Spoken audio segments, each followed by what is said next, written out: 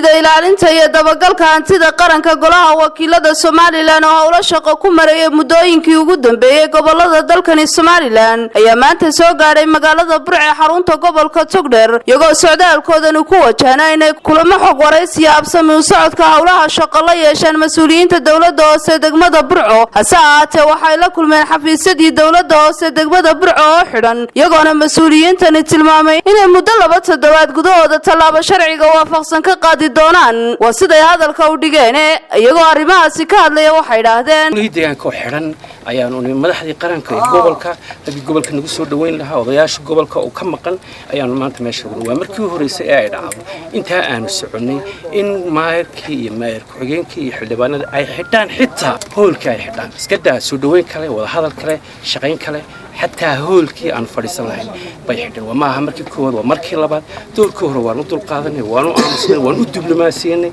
أنا قدرت تقارن كيجين أنا قدرت تدل كيجين أنا قدرت قبلة أنا لقى صوت دورتيجين أنا جو حنا يجنا وحوي وام حي باهي هو قبل كباهي أنا قبل كهر قرن هرجيس أنا فرنا كلها دقيقة كوحنا كعاون لهين وأنا دنيا كعاون حير ما وانس إحنا وحير مو باهي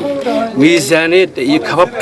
يكببك أي كجحيلان دولة الدحيح هرجيس كجحيلان كعاونا وسيدنا وإذا كعاونا وحيلها نوسعنا وحيلها سكرا هلكم وحنا كوينا دوكمنتس فرا بدن at the same time وحنا إجنا وقبل هذه الشيء كلها دقيقة كل عد بوروريا لعقتها وحكوروريا هو يابينا ولا دليل سوق تشوجا ورتها هيست أو تماندا هيست وقريها هاي ندسنا تكس لقى قاعد حولك أنا جتاسبي كلها دقيقة أين ديري وحصل ليش السنة كستلهم مليون أما 6 مليون دولار لعقتها وين لا حساب تما أولوية هو يده هالكاتشوكته محل لو قد صح هو إذا هالكاتشوكته أنا أقول بتكس كلا بدو كنا شيء لقى قاعد يلصور ما إنك ماري ملها ما يركحينكم ملها مدحوينهم ملها أنا أقول ملهي حل بانضم ملها دحل معها لعقت النوع عسنا نوع كويدينا والمحام الشارعي فلي محاسيني فلتون هالكاو حنا كوهينا دوكمنتس فربضن وقولها الدقائق لو دلع عينا أيو ولا عيبينا ولا مسلمات بكتيران هنت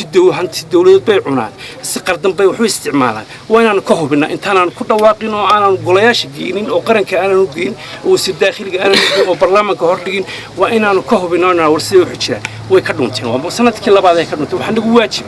within 2 weeks ولا بقول جوده هذين أنا كسر صارت دونه رباط خصيات قولها الدجاج كأبو مسلمان سامي كتيرة مسلمان كمتشو وحنا لقرناي وحنا فلين وحيدي شيء يا أنا وحنا كدولينا قدر دستوري أورنا يا إن أنا حق لنا هاي إن أنا أيرنا مسؤولين تقرن كودن ملك يستاجوا عادي بدك قارو هايستان إني قار كم حبنا هنا مسؤولين تقرن كم حبنا أنا قف كستو أو حلق هذه واجبات باللوجو اللي هاي إن الحسابتهم waxaanu ka duulina qowmka Soomaaliga anoo ka duulina ayaan magaalada Burcanimi waxaan la kulnay mucjiso la yaab leh oo markii labaad ku dhacday guddan iyadoo oo golaha deegaanku ay noo faaruqiyeen xafiisyadii maalintii hore waxaan fadhiisanay hoolkee maanta hoolkiina guddi waa laga sixday waxaan idin sheegayaa waxaan ka duulaynaa dawladda hoose waxa ansixisaa oo ay ka shaqeysaa miisaaniyad waxaan halka ka cadeynayaa in 2013kii ay miisaaniyadda dawladda hoose ahayd 300 ميزانية أي سمستين 2014 واحد 2 مليون 200 سداد بقول يا شيء لباتن ميزانية أي استحسنين 2015 واحد 1 مليون 200 سداد بقول يا أفر هل كان واحد كاركتر العقد أنت لك يا خرجك أنت لك أيا أباهن إن لقى حساب تمو حلك أمدن لا صوت دورتي أي وهيان بمهم اللي حسابتهم هذا وحى عيبه أو فضيحة إن أنا أجنها إن مشاريع فربضن أو سندها كتشتي إن أنا لهرجلين أو أنا قبسومين وحى عيبه أو فضيحة إن لقى عرره عدة مركز دبقها يا الحسابتك أو قابل السند كان وحى عيبه إن لحده حفيسه وحى عيبه إن لقى عرره أرض لسدقه مركز أي جدد أي من يسوى إلى لين تيدبقها تقرك تاسوح نوع عديسي إن ماشى مسخماسخ فربضن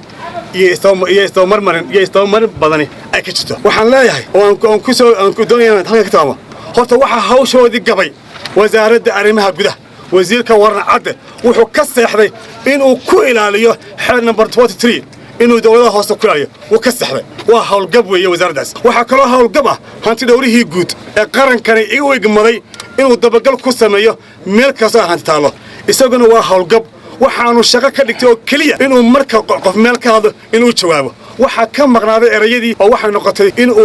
inuu ku ekaaday eraya ee shaqadii ka maqnaatay geesta kalena maayirka iyo maayir ku-xigeenka dowladda hoose degmada burco oo tabiyeenada la hadlay ayaa jawaabada ka bixiyey qaabka ay guddidu u wadeen howlahooda shaqo iyagoona sheegay inaanay ballan rasmiya la gelin sababta ay xafiisyadooda u xidhnaayeenna ay ahayd howlo shaqo aad baan horta uga xunnahay marka hore xildhibaanada maanta golaha wakiilada ee halkan noogu yimi horta marka hore waa soo dhaweyn waa raggii berigii aanu shacabka ahayn aanu dooranay shaqadana dee annagaa u dirannay laakiin waxaad moodaa in wax badan ka yar maqan yihiin waxaanu isku ognahay oaanu ka dhuumanaa ma jirto wasaarad baanu leenahay oo na xukunta odhad baanu leenahay oo haddii wax nala ku eedeynayo nala xisaabtama laakiin waxay ku fiicneyd xildhibaanadu inay sharaftooda iyo qiimahooda ay ilaaliyaan inay waxoogaa si shoobarayn oo kale ah dee ay ula dhaqmaan xafiisyada mas-uuliyiintu ay leedahay ama yidhaahdaan way naga dhuunteen aad baan uga xunna horta sida la yaqaano salaada subax markaan laga soo jeesto xafiisyadeedu way furan waxaan faani mayne waxaan aaminsanahay xafiisyada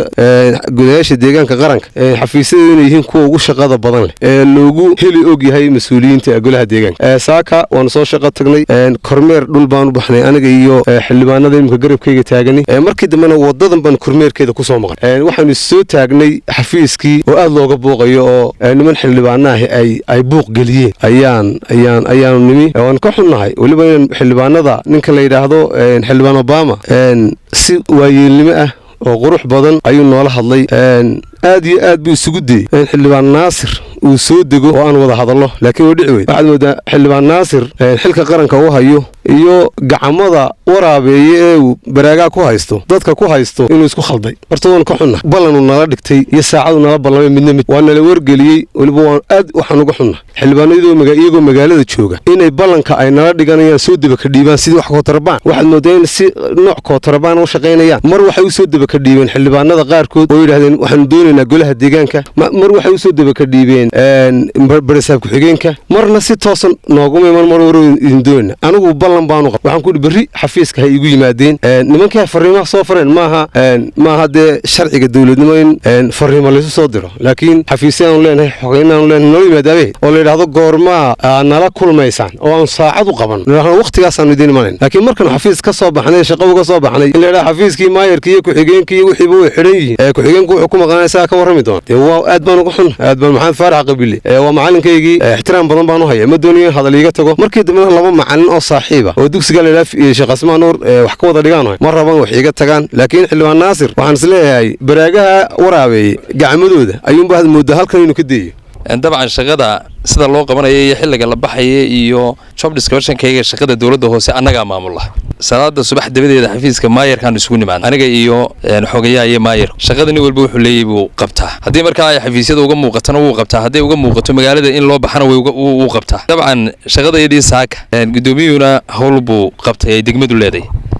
aniguna maalmaha arbacada axadda salaasada anigu waxaan ku maqnaa saaka dhulkii baa loo baxayay arbacay ahayd shacabkaanu u shaqaynaynay kowda ama labadaanu soo rawaxnaa markaanu 6da subaxnimo baxan shaqadan horta saaka ku maqnaa saasay ahayd waxaan leenahay xildhibaanadu anagoo soo dhaweynayna dee waxay ahayd haddii ay doonayaan inay warbixin ka qaataan dowladda hoose maalina dib u dhici kartaa laba cishana dib u dhici kartaa mar dambe haday idin yimaadaan waxay ahayd inay maamulka la sugaan oo samraan oo u yimaadaan oo wixii maxay ahaydey ballana dee haddii maalinba ay dib u dhacday maalin labaadba waa la gelina waxaan u arkaynay arrintaasi inay meelisaga jeed ahaydee dee nin maalin xafiiska noogu yimi oo dabeetana intuu saxaafadii u yeedhay tvgii xafiisyadii kor waxay la tahay qorshihii u socday inaan ahayn qorshe kala goos jiray aad baan uga xunay arrintaasi xildhibaanadii heer qaran inay sameeyaan si kastaba ha ahaatee ilaa hadda lama oga halka ay saldhigan doonto arrintani barwaaqo aadan maxmed shabakada caalamiga Odweyne News magaalada Burco.